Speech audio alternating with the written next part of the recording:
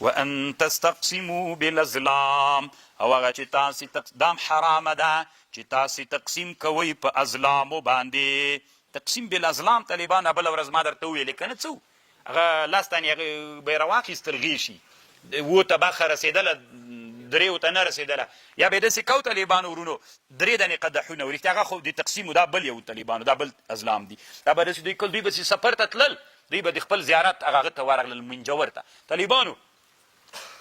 کله کله د اسلامي امت بعضې علماو ډېرې ښې خبرې کړي. اوس طالبانو د منجورو د زیارت سره اوسېدل د زیارت منجورتوب کول دا په اسلام کې کم فضیلت لري؟ یو پوښتنه درنه کوم. اوس یو سړی د طالبانو زیارت هره ورځ جارو کوه جومات نه جارو کوي. تاسې د جومات داسې خادم لیدلی چې د الله دپاره جومات کې پروت دی چې جومات جارو کوي؟ الا ماشاءالله ما زیارت کې پراته طالبان د شیطان. علامه شیخ الاسلام ابن تیمیه یو جي کې په خپله فتاوا کې لیکلي وایي داسې منجوران څه زیارتونو کې داسې پراته دي ورته د بیت الله خدمت ته لاړ شه بیت الله جارو کوئ نه زه ما بیت الله ته ولې به یې خو د پیر صاحب یعنې دا ډېر ښه ورته ښکاري چې زه د پیر صاحب په زیارت کې پروت یم دا جارو کوم د بیت الله له جارو کېدلو نه هم دا ورته ښه ښکارېږي.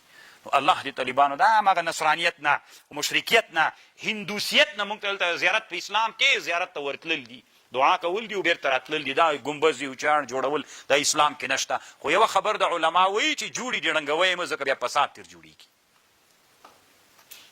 اوس طالبانو خبر دې ته راغلله دوی به چې سفر ته تلل نو د زیارتونو د بوتانو منجورانو سره به 3 دانې هغه ایښي وو غیشي واړه واړه سرونه یو خو طالبانو قدح ده دا غیشی خو اصل کې هغه ده لرګی ده بیا په سر کې تیره وسپنه ورکړي دا به ورسره و دې ته قدح وي دا بیا په یو به لیکلي و امرني ربي په بل به لیکلي و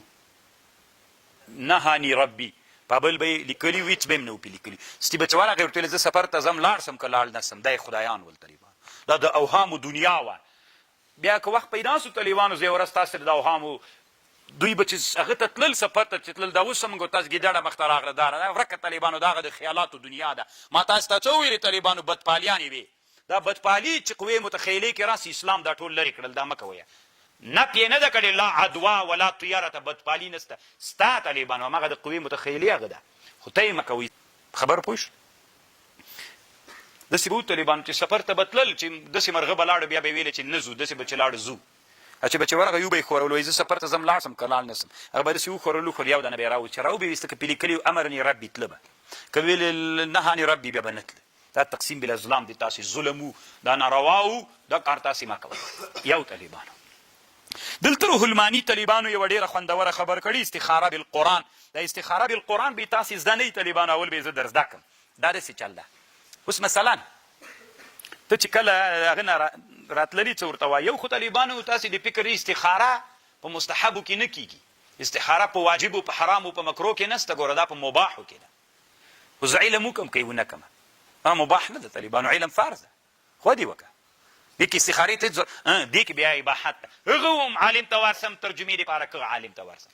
دا اباحت مرتبه ده بیا زم خو دا خو فرض ده دې کې استخاره به نه کوې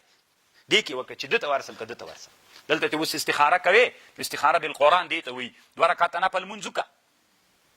الله دپاره چې هغه دې وکړه بیا پس دعا وکړه چې الله پاکه ما ته دا خیر راوښیې هغه عالم ته ورسم خیر به مې ډېر وي که دغه عالم ته ورسم خیر به مې ډېر بس قرآن مخته کېږي طالبانو داسې یو دم یو ځای خلاص کړه د پاس خطونو باندې چې شی درته لیکلي ول نو همغه دې تا څوک ده همغه معنا کې فکر وکړه همغه معنا دې تا خبر ده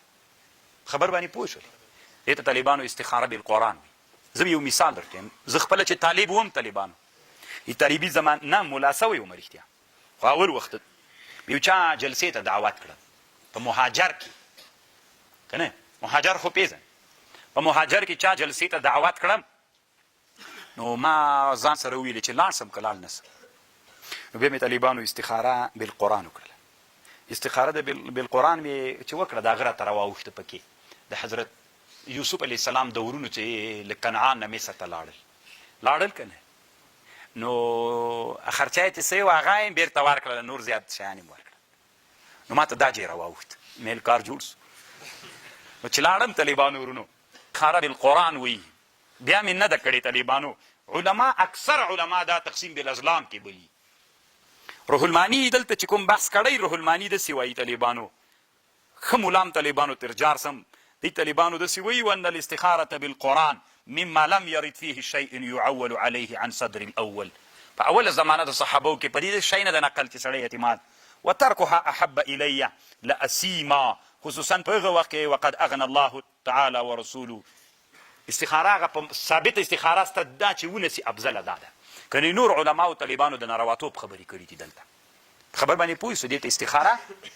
بالقران وی تقریبا ما بیا خپل کړي نه ده او شاګردانو ته مې بیا ویلي اگر چې نور ډیر علي قاری صاحب طالبانو په عین العلم باندې شرح کړی ده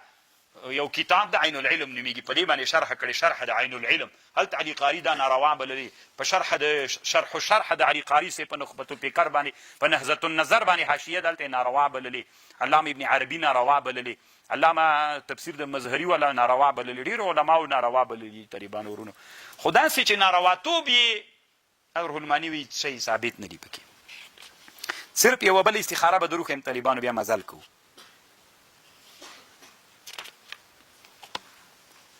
کاری درته طالبانو